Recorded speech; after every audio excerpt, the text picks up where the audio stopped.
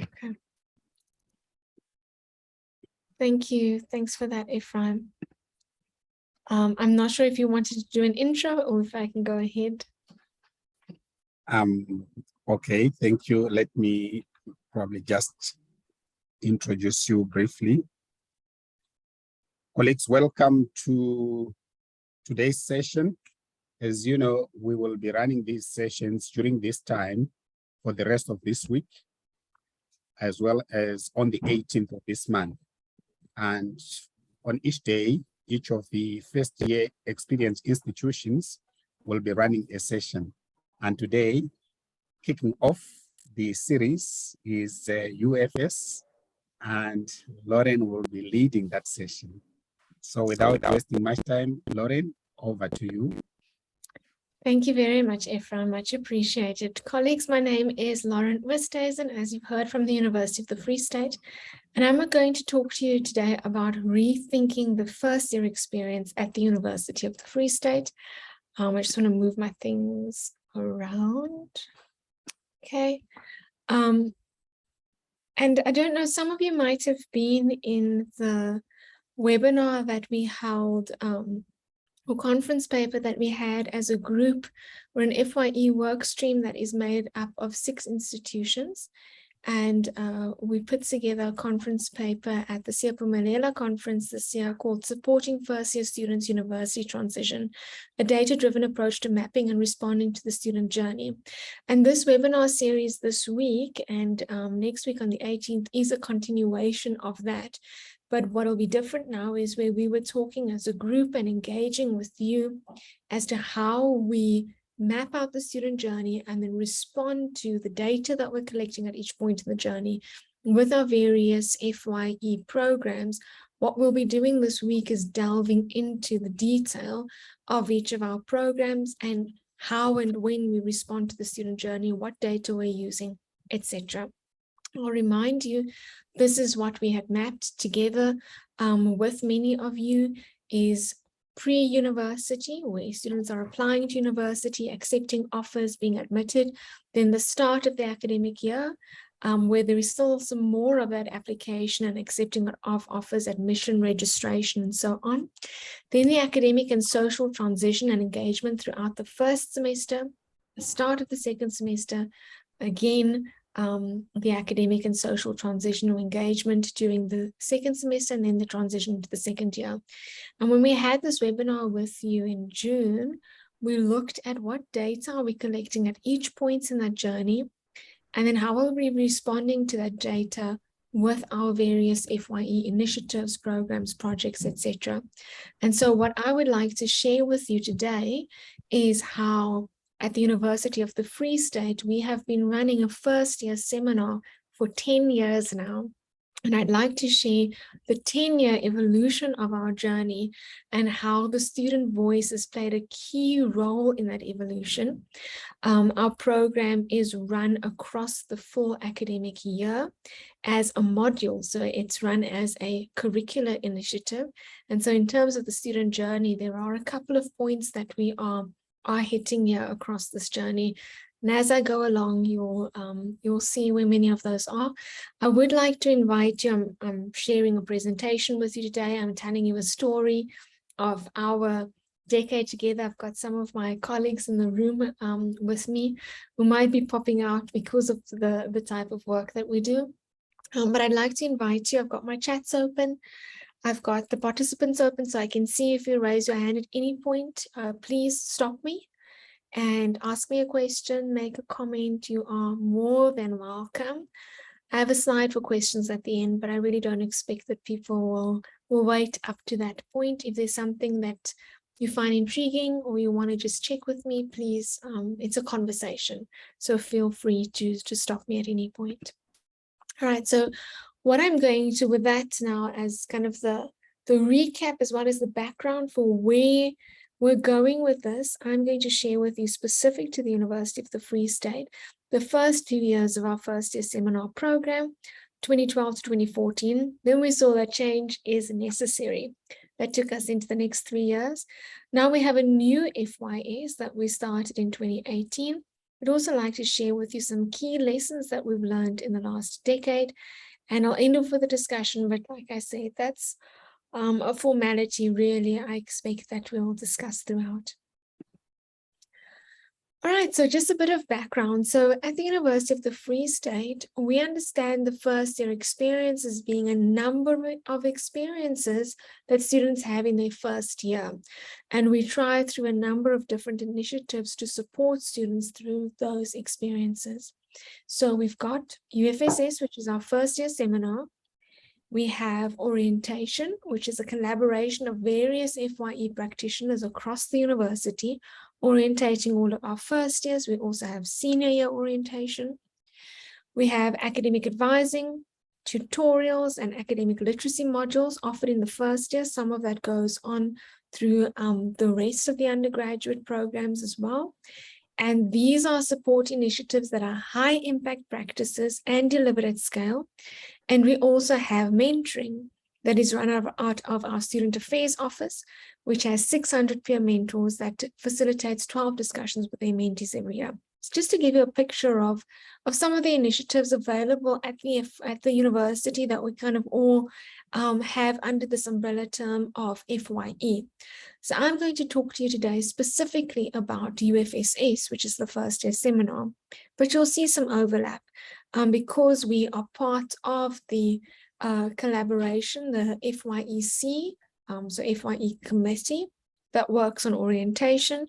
And then the UFSS is run out of the Center for Teaching and Learning, as is academic advising, tutorials, and the academic literacy modules.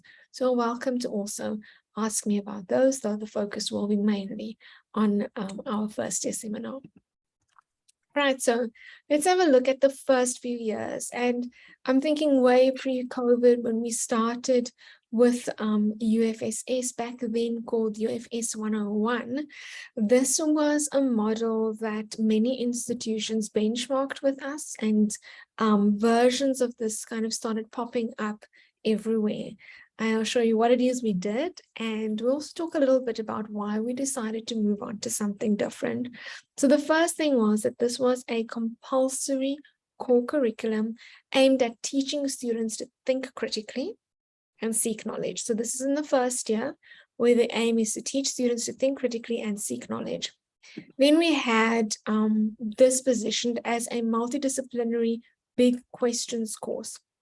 So we covered various topics: history, psychology, anthropology, law, chemistry, theology, economics, astrophysics, astrobiology. And in each of these, we asked big questions. So in chemistry, we asked, how green is green? In astrophysics and astrobiology, we asked, are we alone here?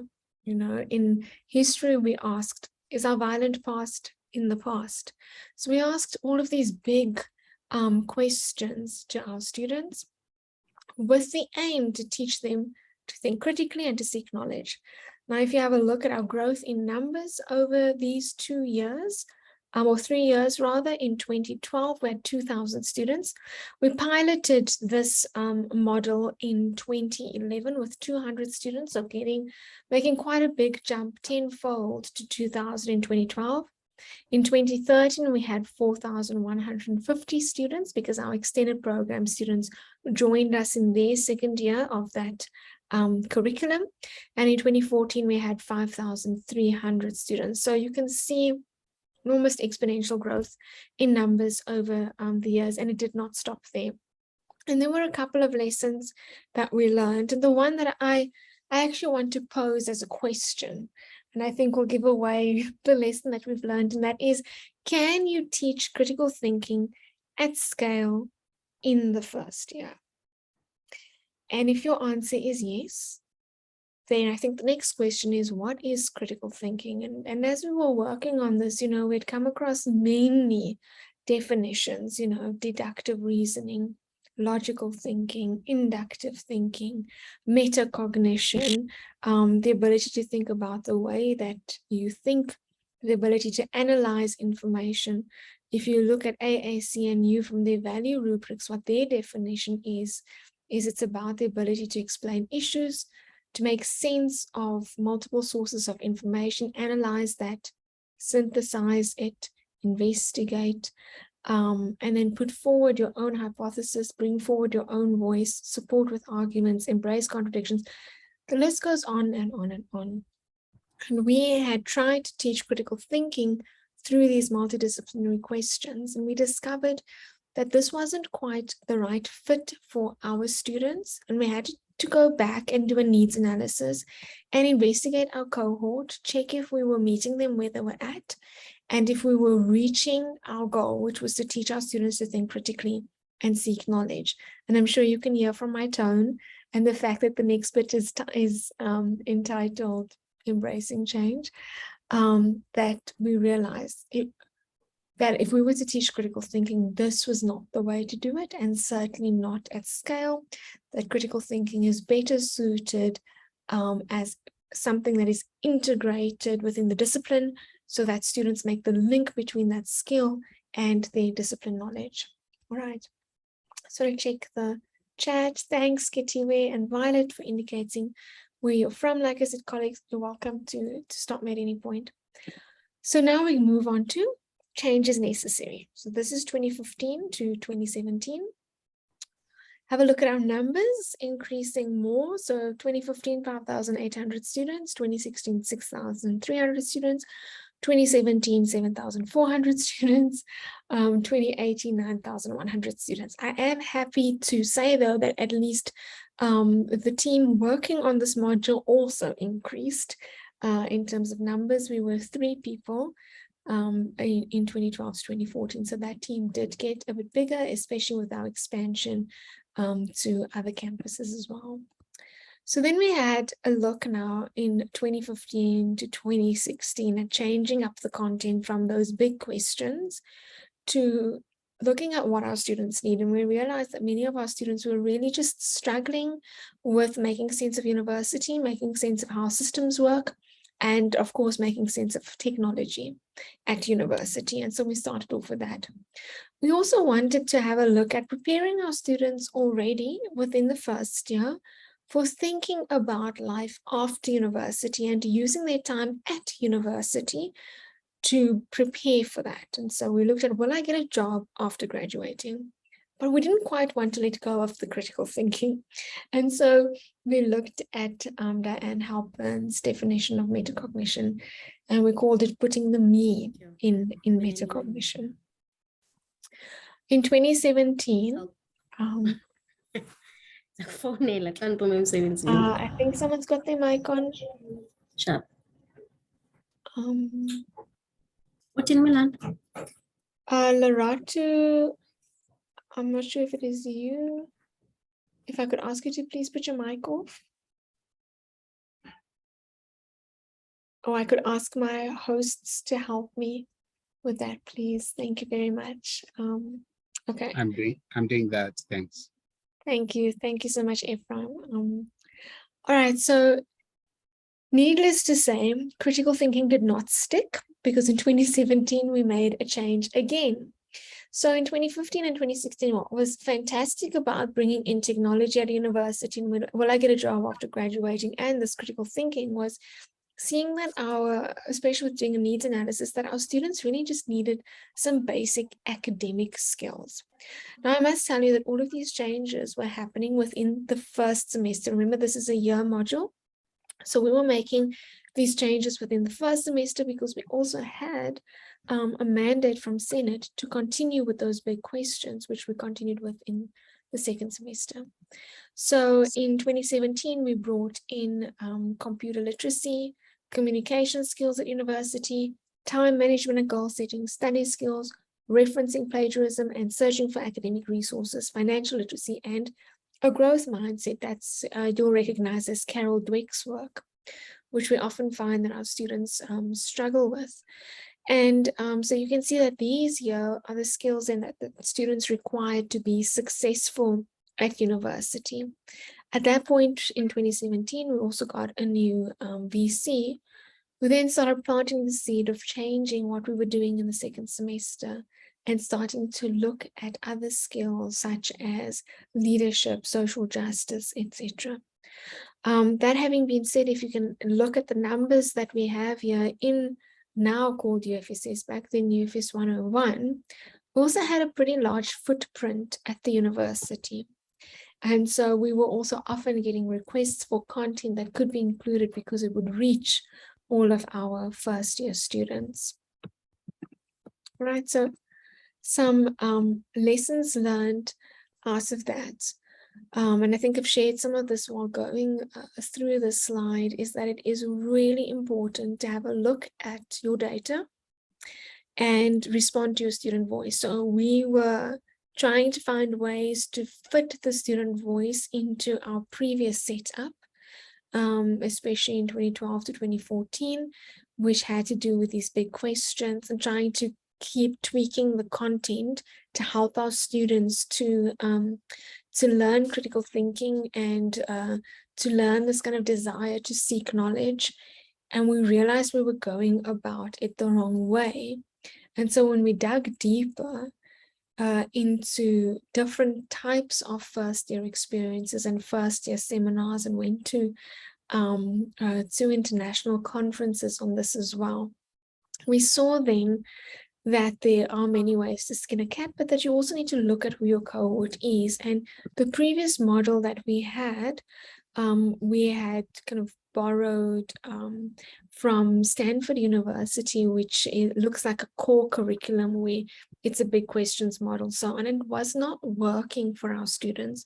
What our students really needed was more of an equity approach, where we look at what is it we can do, having this large footprint, to support each student and give them the skills that they require, or help them to develop the skills that they require to be successful at university. And that then became the focus of UFS 101 moving forward, was we moved from being a core curriculum and a common intellectual experience. You'll note those two are two different types of first year seminars, to being a transition program focused on helping our students to transition from high school to university, support them there, and provide them with enough opportunities to become successful at university. Okay. So now I move on to a new FYS starting from 2018. So what we did over here, given what our VC was asking us to do, is to move away from the big questions completely, including in the second semester. And our first semester now focused on academic success skills, and our second semester focused on specifically teaching students career development skills. Okay, so I want to just kind of take us back to what it is that we're looking at today. We are looking at our student journey and the data that we're capturing at each point in the student journey, as well as how we respond to that data. And we saw not just from data from UFSS, but data that we had been gathering about our different student cohorts, our success rates, data that we had been receiving from our academic advising colleagues on what students were struggling with, data that our student engagement colleagues were doing. I think some of you might be aware of the SASE, with what students were struggling with, that we had the opportunity over here to respond to that and give our students something that would better their chances at being successful, and also that they could use as a tool going forward, because they could continue to use this information after the first year. This module became a referral point to students. We worked with the library, for example, to put together the referencing plagiarism content. We worked with our finance office to put together the financial literacy content. We worked with our counseling office to put together the growth mindset content. We worked with our academic advising colleagues to put together time management and goal setting, etc. And so it became a really great space to also refer students to continued support after engaging with our first year seminar. In the second semester, then we continue again with academic success skills, as strategies for success, just kind of reflecting, because at this point, Many students, and we see it through our BUSI data before university survey of student engagement, many students expect to do much better than they thought they would, even if they did not do that well in matric. You think, this is a new chapter, it's a new leaf that I'm turning over, I'm going to do much better at university than I did at school. Then the May, June exams hit them, and we need to have a conversation then at the beginning of the second semester about which strategies for success worked for you, which didn't, which did you use, which didn't you use, and what do we do now? So that's that first unit. Then we move into how does an entrepreneurial mindset boost my employability, looking there specifically at our youth unemployment rate and the various routes that students can take to make sure that they are either self-employed or employed at the end of university. Digital skills, looking at upskilling themselves. Many students here tell us, I thought that was only for students studying IT. Not realizing that this is something that is required in almost every field of work today is digital skills, looking at career psychology, making good decisions about building my future, and that includes making good decisions about their studies. And then finally, graduate attributes. And this is a link to a larger institutional project, and we can chat some more about that as well, where graduate attributes are about the attributes of the skills, the competencies that employers are looking for. So in this unit, we put together a graduate attributes development plan, where students focus on developing those attributes over their 3-4+ years at university, undergrad, and how they will gather the evidence of that, so that when they get to that interview, or even when they're putting together their CV, that they can adequately articulate their skills and their attributes. Just some logistics over here. We're now sitting at just over 9,000 students with about 100 teaching assistants between 2 campuses. Okay, I'm going to pause there and ask if there are any questions up to this point. I've now spoken about the different formats that our module has taken, or our first year seminar has taken over the years. I am going to move next into how it is we teach, but I want to maybe just pause and check if there are any questions from colleagues.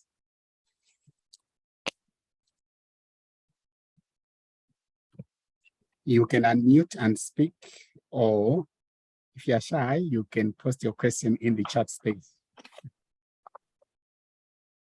Thank you very much, Ephraim.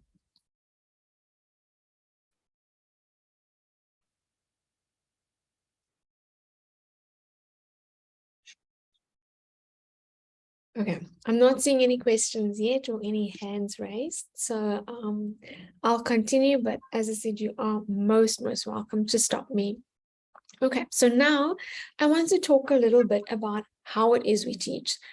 So before COVID-19, we'd actually been teaching through a blended mode since 2012. I see there's one question now that has been put in the chat space. How do you evaluate whether students acquired the attributes? Thank you very much for that question, Tabang. So that question is related to our graduate attributes project. It's not strictly related to the webinar that I'm doing today, but I'll give you a sneak peek into that because I work with that project as well. So what we do over there is we've been running this since about 2018, had a bit of a break because of COVID. And our role in CTL at the point to help out with the academic calendar, and then continued. But what we've looked at is a very strong evidence-based approach. It was important for us to not go the tick box exercise route with this. And so we have attributes that have been approved through various proposals, literature reviews, big thematic analysis, and so on, looking at attributes across the world that employers are looking for, put that together to be approved through Senate, etc. And then we had lecturers go in, so in the curricular space, but then also in the co-curricular space, our colleagues at Student Affairs as well had a look at their programs, their modules, etc., and mapped what they do against the attributes. So that was our first form of evidence, was lecturers and student affairs putting in writing for us how it is that they're developing the various attributes. We are now actually running workshops with each faculty to provide feedback where we've analyzed, we've written up more than 1,000 pages worth of reports for each faculty, combined, of course, not per faculty. And we are now looking at, for each of the attributes, how is it that they're being developed? So to what extent, where, when, how, through what types of means, teaching, assessments, etc. And how is it that they can then develop this? And we've built a portal for them, which provides numerous examples for how to do it. And then at the same time, we're also working with our students through a module for final years and for postgraduate students, where they actually reflect on the development of the attributes, and we prepare them for the world of work through doing CV writing, LinkedIn, putting together a website, etc.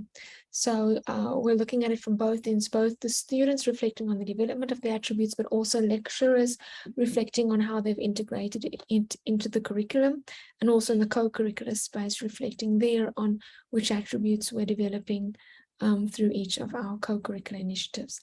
I hope that's helped, Bang. It was a very long question. Sorry, a very long answer rather, which I think we can chat for hours about. And we are looking in the near future at writing up that work as well and making it a bit more public. Okay, so there's another one. There's another one. I think it has been posted directly to me by Viola. What resources or database did you utilize to acquire information regarding the support interventions required by students? Okay. I hope that I'm answering the question correctly, and I'm going to ask Ephraim if you wouldn't mind maybe just copying that. Thanks to Bang, copying that into the everyone chat as well. So we have a learning management system, and you can see up on the screen here that we've actually been teaching UFSS through blended learning since 2012. So we use Blackboard, and students are provided with Blackboard training at the beginning of every year so that they know how to use the LMS. And what we've also done is run all of our classes in computer labs so that the computer literacy is actually integrated into every class, so that students are actually working in every class on the computers. So that's the first thing. And then in terms of, and I think what I've provided you with is more, how is it we've been teaching students, but I see the question now is specific to what resource or database did you utilize to acquire information regarding the support interventions required by students. So we made use of surveys and questionnaires. We used QuestBack for that, which is really great for when you get the data back, so that we could, especially because we've got such a large cohort, paper-based was just not going to work at all. So then you want to look at something like QuestBack, Eversys, SurveyMonkey, that kind of thing. So we used QuestBack. We've got a license with them. And then based on the feedback that we had received, we also ran focus groups each year with our students so that we could delve into some of the information more, just to understand it better and get richer data. We also had many conversations, so focus groups, write-ups as well, from our teaching assistants that help us to facilitate the module, where on a weekly basis, they would actually write up for us the student engagement, what that was like in the class, how students responded, what worked, what didn't work. And we would have regular meetings with them where they actually became co-creators of the content, them being students themselves, post-grad students, and they would also help us to review the content before it would go out again.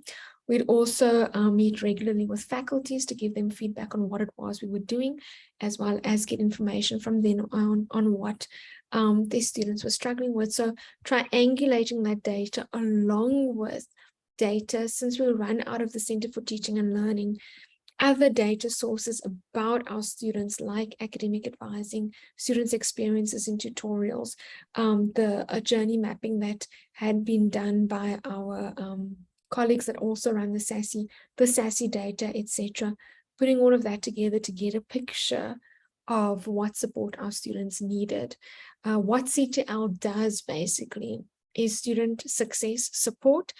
Student success is also the #1 goal of our university strategic plan.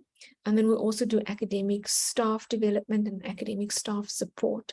And so because it's core to what we do, it was very important for us to make sure that a module like this that has such a large footprint is actually meeting the students where they're at. I hope that that's been helpful and answered your question. Thank you. Ephraim, you will let me know if you get a response directly. Otherwise, thank you. All right, so before COVID, we had our students attending face-to-face classes in small groups, in discussion classes. So that's the image up here on the left. Let me just see if you can see that. There we go.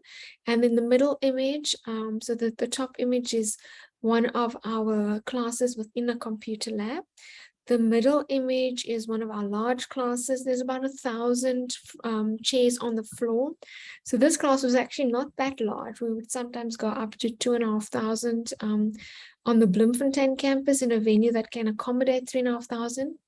Our Kwakwa campus cohort is smaller, but I think the largest that we've also had, there was about 800 students. And then, as you can see, also making use of Blackboard. So students have submitted their assessments through Blackboard since 2012. So at least when COVID happened, that was not new to us, the assessment submission. You can imagine having such a large cohort, there was no way we were going to do paper-based assessments. So we had at least had that one down. Online assessment since 2012, and students could also access all of their learning materials on the learning management system Blackboard from 2012. I think we had 1 year where we had paper-based study guides, and students actually got confused between what's in the study guide and what is online. And then we moved online completely, and students could print if they needed to. Okay, so I want to share with you a little bit about the student experience and specifically look at some of the challenges that students experience in the first 6 months of university. And we also asked students if this module helped them to address these challenges, and you can see the responses there from our Bloemfontein and Kwakwa students. So just have a look at those challenges: time management, how to effectively study, financial pressure, difficulty adjusting to the new environment, where to get academic support, accommodation, social pressure, food security. Right. So yeah, also in response to the question about getting this information, this was a direct question to our students in a survey. What challenges did you experience in the first 6 months of university? And it was important for us that we found ways to help our students with support and information to address those challenges.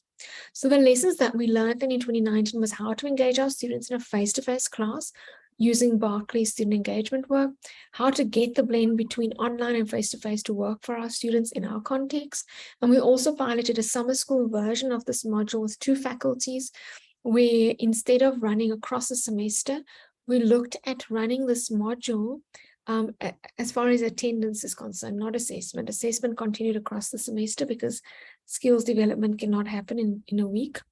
But the actual attendance and the content, the teaching of the content happened across 2.5 days before the start of classes, effectively giving students then the information that they needed about how to navigate university and how to get a head start in all of these academic skills that they would require to, or were required to develop over the next few months.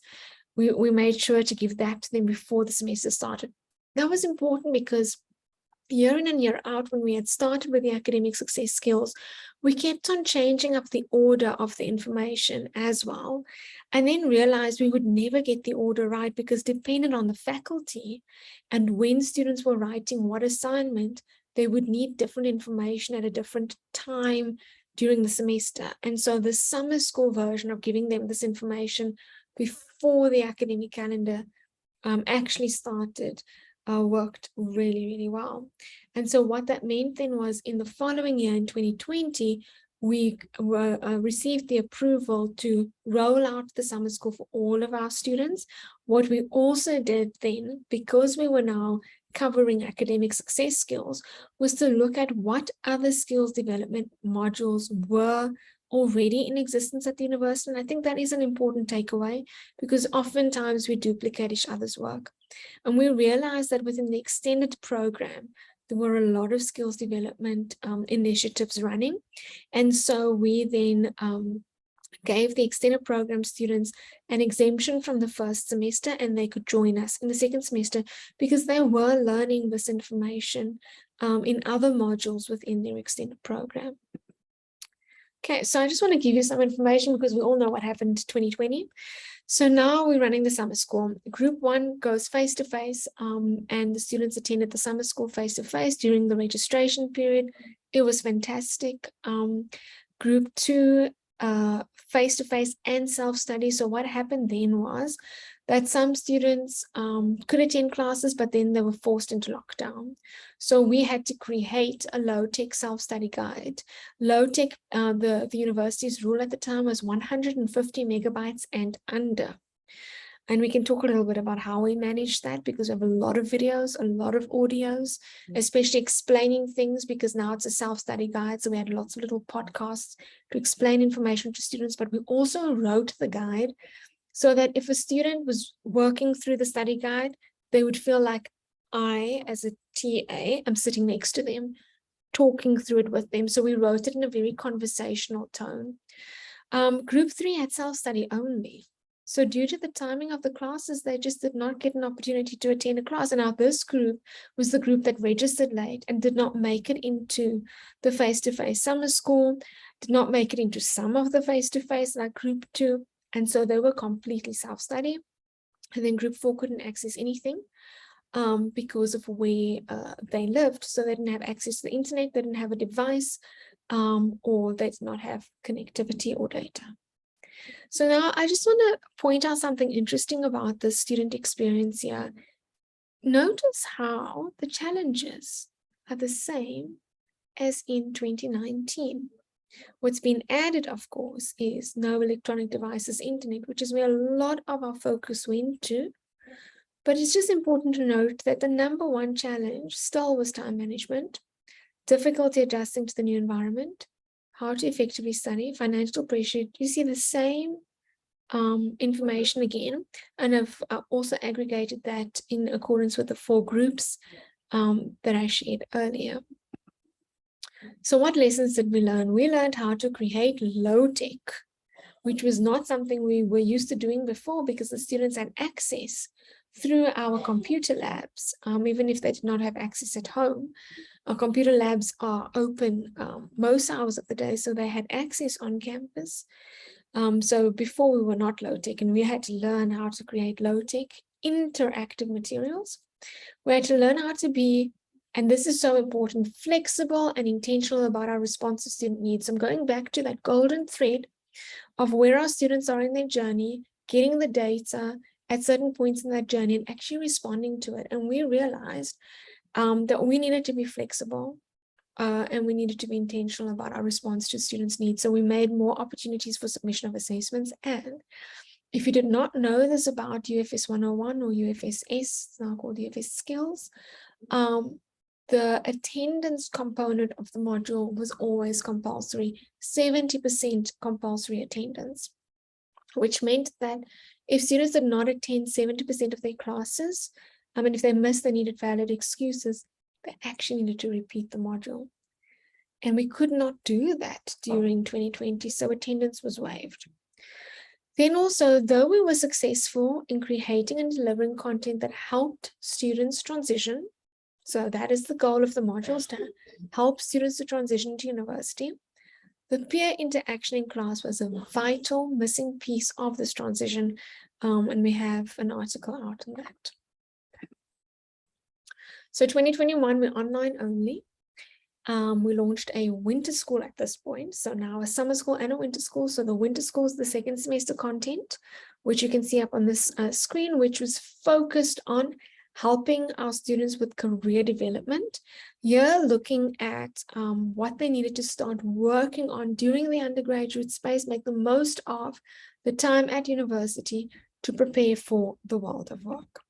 Okay, So now it's online only, and we delivered the summer and the winter school synchronously. But we also created asynchronous online classes, and I want to make it very clear that we did not do just video recordings where you kind of record the class and students watch it later, because we realized that was actually really not interactive. So the students are just watching other students attend a class, so that makes sense. If you put students in breakout rooms in Blackboard specifically, I'm not sure of other LMSs, then there is nothing being recorded at that point. It's a blank screen. And then students would need to sit through these 2-hour recordings. It just wasn't feasible. So we actually created screencastings instead for our asynchronous group that we could track their attendance for. And then learning materials continued on the LMS. What we also created, and this article has just been published now recently in the SAHRE, is we asked our students through weekly surveys what they were struggling with in terms of the content and what questions they had. We worked through that every week, and then we posted their responses or our responses to that in an FAQ on the learning management system. And then, of course, assessment continued online. Okay. So now have a look at, in 2021, our students' experience. Again, we asked them, what challenges did you experience in the first 6 months of university? Time management, difficulty adjusting to university, difficulty studying online, financial pressure, food security, lack of support from family members when studying remotely at home, accommodation, how to effectively study, where to get academic support, social pressure, and other. And so the same trends continue, but what COVID had done was to add to that. And you can see that at this point, we don't see the device issue coming through, or connectivity or data coming through as an issue, because at this point we had put together a vulnerable student index. If I say we, I say the university, not my department in UFSS specifically, a group from the university called the Teaching and Learning Management Group. During COVID, we met on a weekly basis. And I think that continued into 2021. We then started meeting bi-weekly. We now meet on a monthly basis. It's been a fantastic experience for collaboration across the institution, but it's a group made up of every single department at the university. So faculties are included, the library, CTL, the Center for Teaching and Learning, counseling and development, student admin, student affairs, you name it, our SRC, etc. Everyone was included so that we could understand everyone's needs and respond to that. And out of the TLMG came a task team working on a vulnerable student index, and they would then identify vulnerable students and help these students to come back onto campus to have access to resources. And that's why you don't see that item in the 2021 data. Okay, so now we asked students, if this module, this first year seminar helped you, how did it do so? And so students said through teaching, so class discussions, assessment videos, the study guide, etc. about that topic. And you can see that the majority fall over there, through referring to a support service that could assist, as well as success coaching on that topic, where we had our teaching assistants trained by academic advising on peer advising, and they would then call up students that we saw was at risk or were at risk, and talk students through the information and help them out. Okay. So I think what was interesting for us to also ask our students is those that attended classes or caught up asynchronously, why? And you could see their students saying, I couldn't attend the live class, or I attended the live class, live in this case being synchronous, but I wanted to work through the content again. Video recordings were helpful for the preparation of assessments. I could attend some of it, but not all. And I wanted to receive the attendance mark. Okay. And then we also asked, if you didn't attend asynchronously or catch up asynchronously, why not? And their students saying it wasn't necessary because I attended live. I didn't have time. I didn't want to. I started watching it, but I didn't find it helpful or useful. and the study guide was sufficient, so I didn't need to watch the video recordings. Why am I sharing this with you? Because it was really important for us to understand our student cohort. We often, and I say this carefully, but we do sometimes look through data or look at data through a biased lens, kind of trying to fit the responses with what it is we are trying to do. And we really learned through this experience in the last few years to become flexible. So this module has not been the same one year to the next, as you can see, and to really respond to the student voice and to try to understand the information that was coming through and as best as possible respond. So the lessons that we learned was how to teach online, synchronously and asynchronously. We also learned, as I showed you now through those two graphs, the value of both synchronous and asynchronous offerings being available online, as well as the need to work collaboratively across the university to address students' needs. So we needed intentional alignment with both the faculty programs and other support initiatives. That is key. So comes 2022, and this year we tried a high flex approach. It's going to have our next step to responding to what we saw coming out of the data. But again, I want to pause there. I don't want to monologue. Sorry if I'm looking to the side. That's where my my chat box and the participant list is. So I just want to check in. Are there any comments or questions at this point?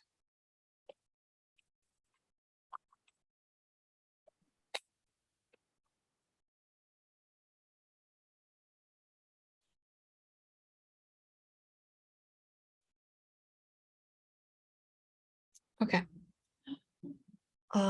If there aren't any, I'll continue. Ephraim, you haven't received any, and I'm not seeing any hands. No, not so far. Yes, there's a Okay. hand up from Emmanuel.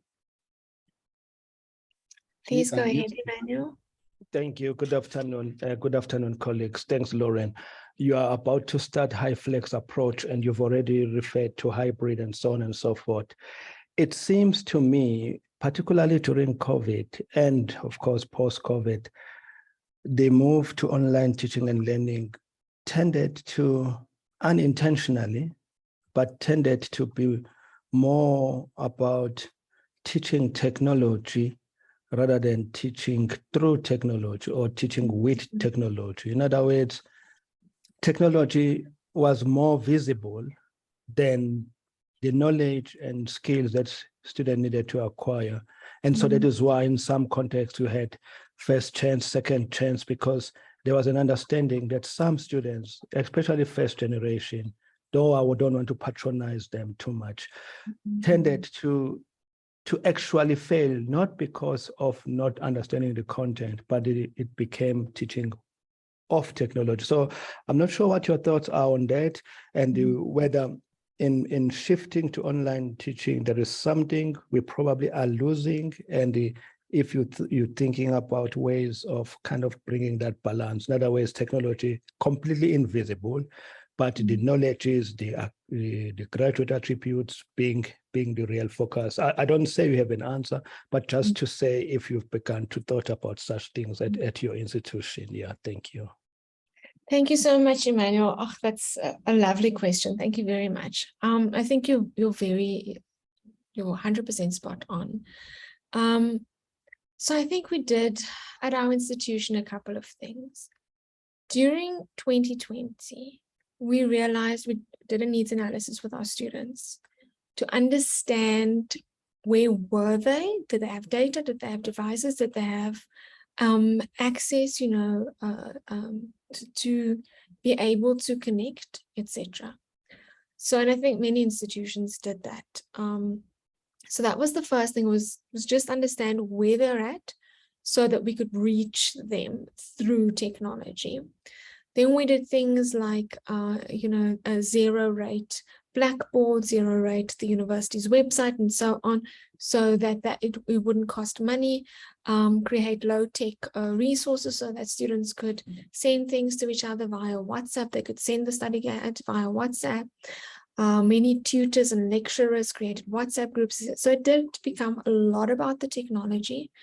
But I think especially through, at our institution, us having the TLMG, we provided a weekly report on how Blackboard was being used so that we could understand, was it a case of, because I mean, we saw an instant spike in Blackboard Collaborate, which is our live synchronous like Zoom or Teams, instant increase in that. We had to look at when were students online, and actually majority of the time early hours of the morning when it's quiet at home and they can actually work. We looked at when were students submitting things, etc., to understand their behavior so that we could respond to that. We also created for our lecturers something called #TeachOn, and for our students, #LearnOn. So TeachOn was driven through the Center for Teaching and Learning, and the big focus there was not just about technology, but about how to continue student engagement through the technology. And to not have, because I hear what you're saying, you know, there was a large component of learning about technology in order to continue, both for lecturers and for students. And I think there was a bit of a frenzy about, oh, do we use Slido, Kahoot, Mentimeter? We just kept going, you know, with all these new things, as opposed to maybe all I need to use is a whiteboard on Blackboard each time, or just the chat box, because all I want to check actually is, are my students still engaged? Are they still with me? And not run away with technology. Use the technology to reach the students. So we did have a pretty big focus on that. And then what we did in 2021 with bringing a lot of our students back was to minimize issues with access.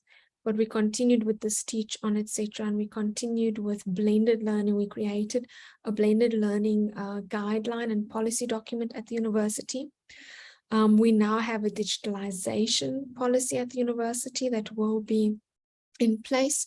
We all have 2022 to kind of figure that out. In 2023, it will be in place. But what we've seen in reality starting to happen actually is we were looking at like I think it was a 66-33 ratio of face-to-face to online, 66 face-to-face, 33 online, where students could, some of the classes, especially theory heavy classes, could be online. Your practicals, really a flipped approach, would be face-to-face. We're actually seeing the reality is that our students are preferring to come back to class at our institution. It's different everywhere. And the lecturers are also preferring that. So we're actually sitting at 85% face-to-face and 15% online. I don't think we can ever go back, nor should we go back to pre-COVID. And I think that we should use technology instead to drive student engagement. And what we're seeing more and more now is that the students need these digital skills. In fact, at the University of the Free State, that's our new graduate attribute that we are busy building right now, is digital skills. Because we've seen more and more how this is required in every discipline or every field of work today. And so for us, it is important that student engagement is at the forefront, and that our lecturers are designing content based on backward design, where the focus is on what do my students need to be able to do? How will I know that they can do that? What evidence will I have? And how am I helping them get there? And so CTL is very, very invested in, like I said earlier, not just our student support to help our students with all of that, but the staff support, so that at the forefront, it's engaging our students, be it face-to-face, blended, or through an online approach. And I think what I want to show you next now is, as you can see up on the screen, that HighFlex is about offering the students a variety of ways that they can participate in their learning, and giving them a choice to choose on how and when they learn, but trying to, as far as possible, make that an equitable playing field where they are choosing the way that they learn. But if you choose one version over another, it should not decrease your chances to be successful. I have given you, Emmanuel, a very long answer. I want to pause and just ask if there's any follow-up from you, and if I have responded to some of what you were asking. Okay, see you. You happy? Good, okay. Thank you so much. I can talk a lot.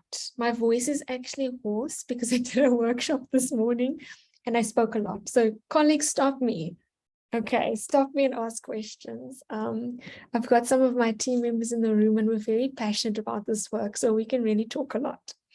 Okay, so here's 2022, HighFlex, right? Caveat, HighFlex is a lot of work upfront. For 9,000 students, say, choose if you're going to go face-to-face, online synchronous, online asynchronous, catch up so you can do online asynchronous, then come later face-to-face. It's a lot of work up front, but if you can get it, thank you, Yanni, if you can get it right up front, and I'm not saying that we necessarily got it right, I think we learned a lot. If you can get it right, it is so worth it. Okay, so let's look at HighFlex. So now it's summer school. I'm going to go back into that one. So we've got face-to-face before the academic calendar begins. This is very important. And I think it would be a similar setup in many institutions is we needed to meet up with faculties to create personalized student schedules, because we knew that there would be some faculties where students would be registered on time, like health sciences and natural sciences, because they start a little bit earlier. Or there are selection programs, so they'd be registered on time. Then we knew there'd be other faculties where students would not be registered on time for us to have face-to-face with them. So we needed to meet up with faculties and understand the playing field and what could we do when with whom. Then online, here we gave students a choice and said, here's the face-to-face venue, or here's the link. You can choose which one you go to. And we were very pleasantly surprised to see how many students actually came face-to-face in the summer school. In the winter school, that changed. So summer school is now February, before classes start. Winter school is between the 2 semesters. They usually have a 3-week break, a little bit longer depending on when they stop exams, but officially in the calendar is 3 weeks. So the week before classes start, that's the winter school. And it's like the students were comfortable, and winter school, they actually opted for online, but summer school, being new students, they came face-to-face. It was just interesting observation. We've not written this up yet. It's an observation at this point for 2022. Then our asynchronous content, we run throughout the semester, and that is videos that we've put up for our students that we created, not recorded. And I hope that's clear what I mean by that, coupled with a choice of catch-up classes. And those catch-up classes would either be face-to-face or online, they choose. And it happens in the month after registration. Out of our 9,000 students, we typically have 1,000 students that register late. So then there are these catch-up classes for students. Okay, what was the impact? A better relationship with and understanding of our students. And I mean, this shouldn't be surprising. Think of the age group, 18 to 21. Of course, they want to make their own choices. So better relationship with and understanding of our students. Then that teaching and learning can continue despite late registration, so that no longer needed to impede our summer school. The teaching and learning can continue despite protests. I don't know if any of you have been to our campus in Kwakwa. It's located in Putadichaba in the Eastern Free State. There are a lot of service-related issues with the municipality. And so there's constantly roads being blocked, no electricity, no water. We really, really have issues over there that the university is working hard to mitigate on the campus itself, but in the surrounding areas where many of our students live, that results in constant protests at the beginning of the year. And so teaching and learning can continue despite protests, and teaching and learning can continue despite, now this is a bit old now, the stage of the virus or lockdown levels, but we're just leaving that one in case monkeypox or something else jumps up at us. All right, so lessons learned. Students respond positively to choice. The change of format allowed us to respond not only to student needs, but also to their behavior and their preferences for learning. and that each cohort of students is different and we need to meet them where they are. So even though we do module evaluations at the end of semesters to plan for the following year, we make regular adjustments throughout the year based on what we're experiencing with our students and the feedback that we receive from them, and especially from our teaching assistants who, though some of us may not look it, but the teaching assistants are definitely closer in age to our students than we are. And then the planning and logistics required to make HighFlex work is and should be heavily front-loaded. That allows for much lighter administrative load throughout the semester, which means throughout the semester, you can respond to your student voice and what is coming out of your students' needs. So just final reflections here on the HighFlex model. The faculties appreciated that we reached out and that we were willing to accommodate their students and timetable. That collaboration and relationship is priceless. Students were grateful that they can attend classes in different ways. And then I want to show you these two very different responses from teaching assistants. One TA said, I enjoy the face-to-face classes more than the online classes because online classes had a lot of issues pertaining electricity and network. Face-to-face, we have real interactions with one another, and it's easy to see if students don't understand something. Okay, I'm with that TA. I prefer on a face-to-face by far. I feel like I can feel the room. Whether or not that's true is a different story. And then look at this TA over here who says, I will be honest, I enjoyed online more because the students were more interactive than the face-to-face students. I do think the students were more comfortable asking questions with no one looking at them, unlike in a face-to-face class. And I think these two quotes here for me really just sum up this presentation for me really nicely, because they show that our students are different and we need to create for the margins, and we'll catch everyone in between.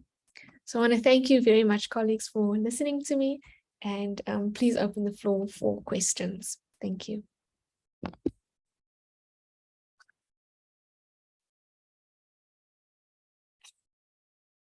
Comments are also welcome.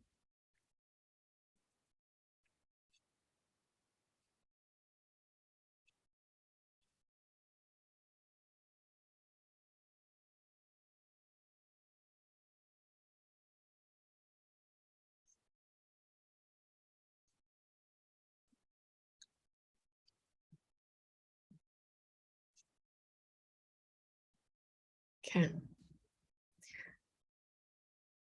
Yanni, yes, we have recorded, and I think we will be able to send the links out afterwards. Is that all right, Ephraim? Yes, we are recording this session and we will share the link with all participants. Okay, thank you. And thank you very much, Yanni. Appreciate it. Okay, Ketiwe, please go ahead. Thank you, Lauren, and good afternoon. Just one question, Nate. So with regards to success coaches, if I were to take you back a bit, my first question would be, what impact have the success coaches made in supplementing lecturers, and what would you suggest is the best approach, especially if one plans to bring them on board in peer teaching? And lastly, since you're working very closely with faculty, have you received any feedback from faculties on the impact that they're making within the institution? Thank you. Thank you very much for that question, Ketiwe. I think it's a really important question. So during lockdown, specifically 2020, we trained our TAs to be success coaches. And I think we'd had some of it as face-to-face in the beginning, because we realized that many of our students respond to the one-on-one with someone, a peer that they could speak to. And it was actually very poorly attended. Students would make appointments and not come. They would just not pitch. Then when we moved online, what we did then was to flag students at risk, and our success coaches would be given a list and they would phone up the students, right? Sometimes students would say, I'm not interested in your insurance, and put the phone down. So we realized then we needed to ask students, may I phone you? I am a success coach. I want to check in with you and see if you're all right. Okay. Our experiences then, we would use the success coaches as well, responding to an earlier question about, how would we get data from the students. We also use the success coaches for that, where they would phone the students up for a telephone interview. And that was highly problematic. Many times students did not answer, or they did not want to have a telephone interview, or the success coaches being students, and many of them, so we're looking at all of our teaching assistants across the 2 campuses, would not always notate the information or capture the data in a way that we could use it. So that was highly problematic. We realized then that the placement of success coaches in this program wasn't working. So we moved the success coaches over to our academic advising program, where what they do now, right? And you're welcome. I'll type a name in the chat box. I'm sure Gugu won't mind. Some of you might know her. But also just look up, I think, let me just type up her Tiruyabone. Okay, there's her email address as well. I know she won't mind me sharing. She's the head of academic advising at the university, and some of you might know her because she also runs this work nationally and runs a short learning program for academic advisors. Frikkie, I think it's your mic that is on, so if you wouldn't mind muting, thank you. So we moved it over to her, and what the academic advisors or success coaches, who are actually peer advisors, so they've been trained in peer advising, what they do is they still call up students who are at risk, etc., but it's much larger than UFSS. We've created a chat bot, and they would then respond to questions on the chatbot. So the chatbot obviously has a lot of questions that students would immediately get a response to, but there's also the option for, can a success coach call you? And they're now appointed for a certain number of hours per week to do just that. Whereas when we had success coaches in UFSS or UFS 101, it was to respond to at-risk students within UFSS, within this module specifically. The success coaches now within academic advising are much broader and respond to any flags. And that stems from the vulnerable student index. We carried that over, made that bigger to flag any at-risk student. Now they would respond then to those flags across the institution. And we are seeing that that is working so much better because students are more aware of them as well. They're marketed very strategically. That marketing is a big part of that.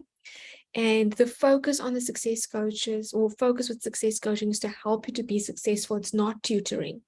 I want to make that really clear. It's not tutoring on an academic module or going through specific content with the student. It's what is hindering your success. Do you need a referral to counseling, or are you not sure how the academic appeal system works at the university? Let me explain it to you. Or do you not know how to choose which elective you do next? So it's about that. Are you struggling with time management? Do you not know when you need to pay your tuition fees, or how you're going to do it if your bursary hasn't come through yet, etc.? That's what our success coaches do now. And I do think that that shift over to academic advising, where they have a very specific focus, has definitely made the difference to make that more successful. Hope that's helped get you there. Yeah, it really helped. Thank you so much. Thank you. Okay, any other questions, colleagues? You're most welcome. We've got time, but I'm also not going to keep you. I know how busy it is on our side. We've just had the student break, so we came back with a bang. Nomasumi, over to you. Thank you, Lauren.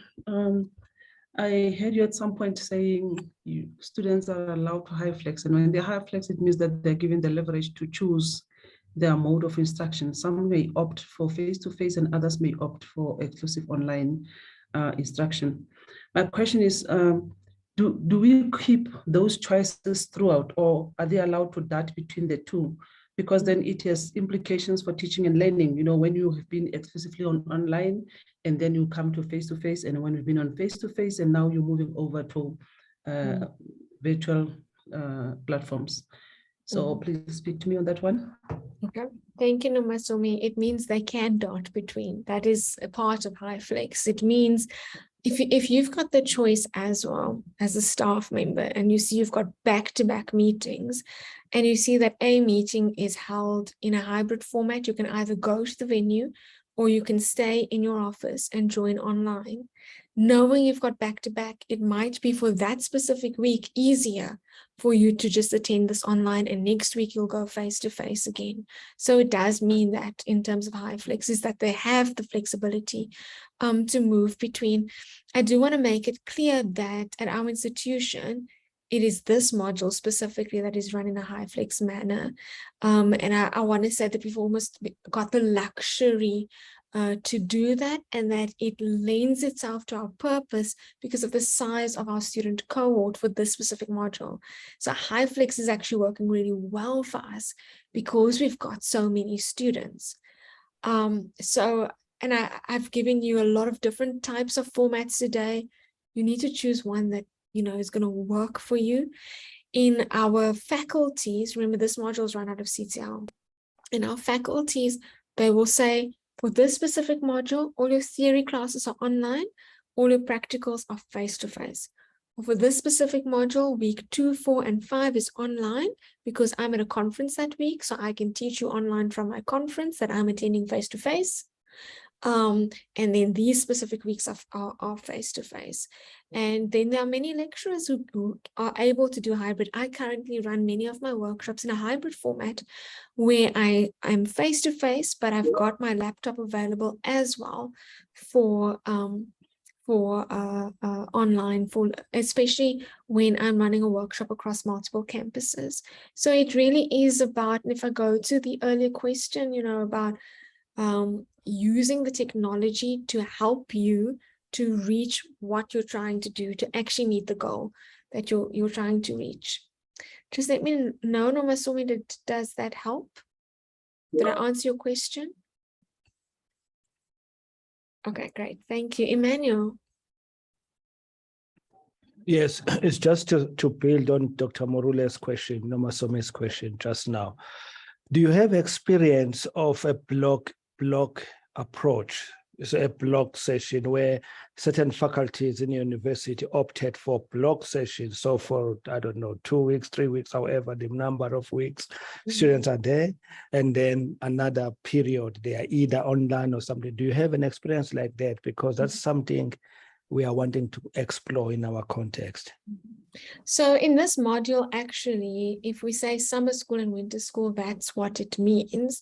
Whether that is synchronous, so online, or face-to-face, it means that we're doing all of the content at one period, and then the assessments are staggered throughout the semester. And we've seen more of that happening with specific modules, so they're not faculty approaches per se. But we're seeing specific modules, our computer literacy modules, they're starting to do blocks. And across the institution, they're being called summer schools and winter schools. We're seeing math summer schools to catch up students that might have struggled from the year before they move on to the next year. So we are seeing those kinds of blocks, but they are often specific to modules and often specific to developmental modules and not necessarily whole faculties. The only faculty I can think of where I've seen blocks like that is actually health sciences.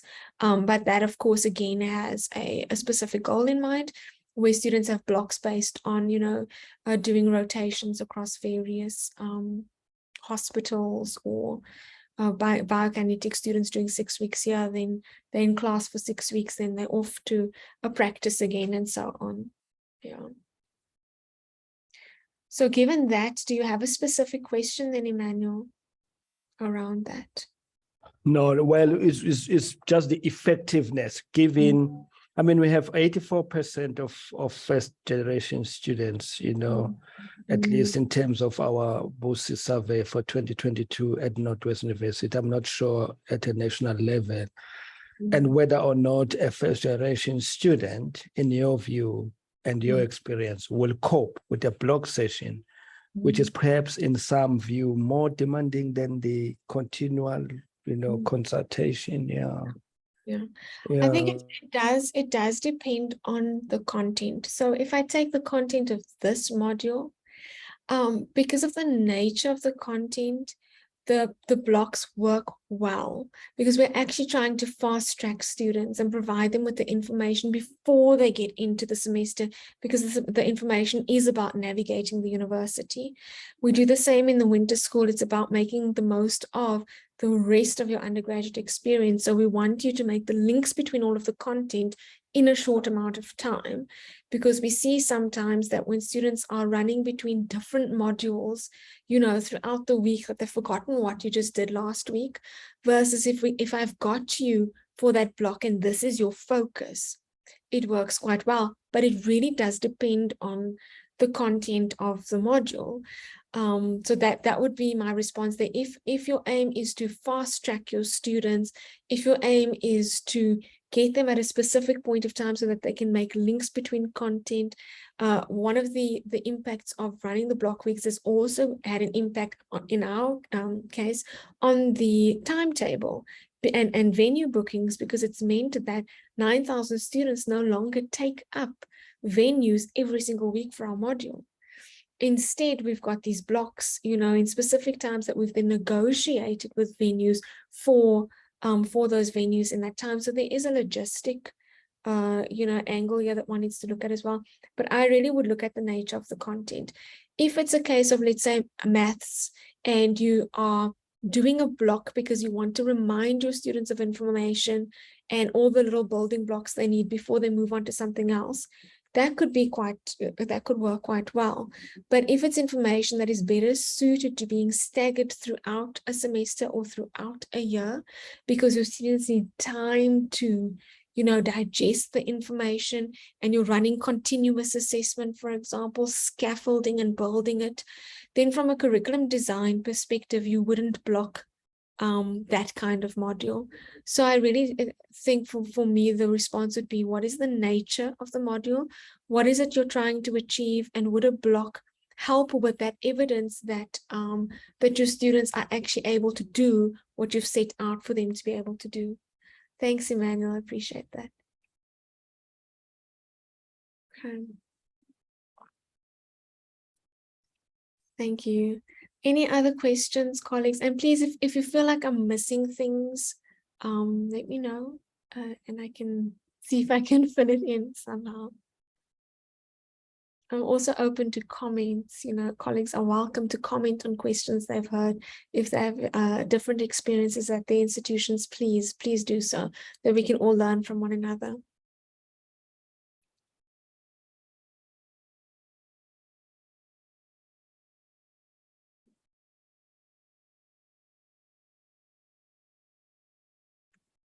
Okay, colleagues, I want to thank you so much for your time. It's been an absolute pleasure, especially since I indicated to you earlier that I prefer face-to-face. So it's really been a pleasure meeting with you online and seeing people from across the country joining today. Thank you very, very much. And you must keep well. All of the best with the rest of this very taxing semester. And you've got my email address on the screen. Keep in touch, please. And please do stay tuned. We've got these webinars running every day this week from 1 to 2:30, as well as next week on the 18th from 1 to 2:30. So have a look at our flyer and register if you've not yet had a chance to do so, because I think there's a lot to learn, and it's always nice to hear what's happening at other institutions. All right, thanks so much, colleagues. Take care. Goodbye.